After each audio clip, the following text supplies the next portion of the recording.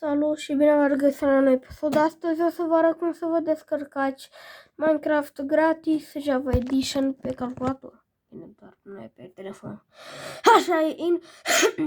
Ignora faptul că filmez cu telefonul ecranul, doar că aia cu care filmam eu, cum se numește,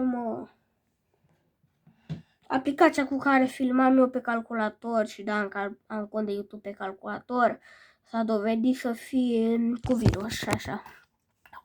Intrăm pe Google și scriem TL și o să vedem aici TL Launcher. Dăm click, download Minecraft pe primul link, dăm download, ne select Linux, ok, ne selectăm aici pe ce jucăm, o să se instaleze TL Launcher, îi dăm da. Și o să ne apară chestia asta, va trebui să dăm continuu, să acceptăm totul. Da, și o să se încarce.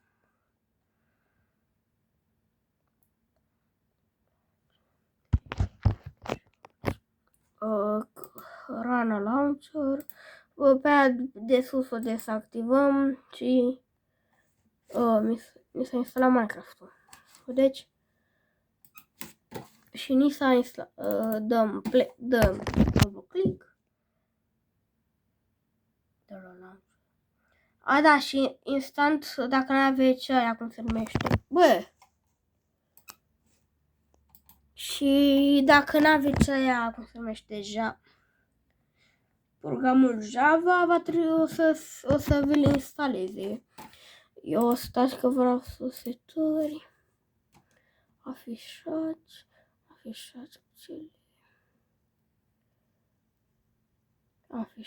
beta, afișați, află mai nu. Nu mai e oricum. Dăm. What the fuck? Ce opera, mă? La gunoi. Opera.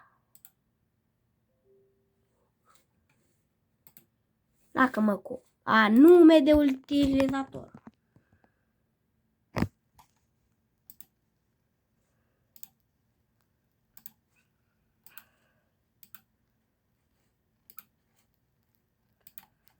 Bă, habar n-am ce nume să-mi pun. Uite, o să-mi pun numele C-A-R-T-O-F cartof. Și dăm și o să se încarce.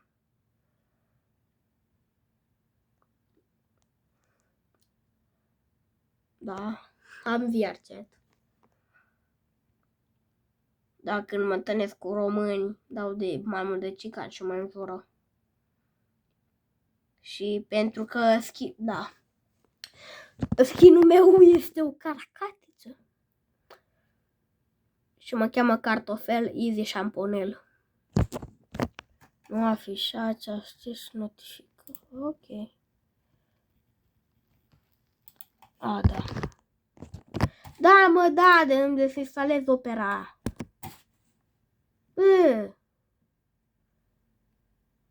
Și, da, mă bag în Minecraft.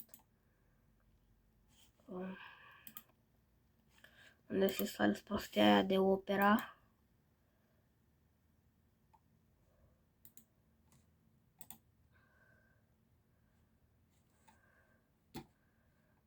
Opera.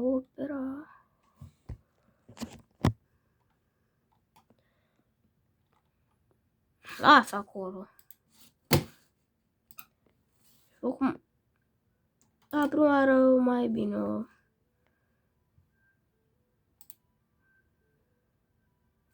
Lasă acolo. Minecraft!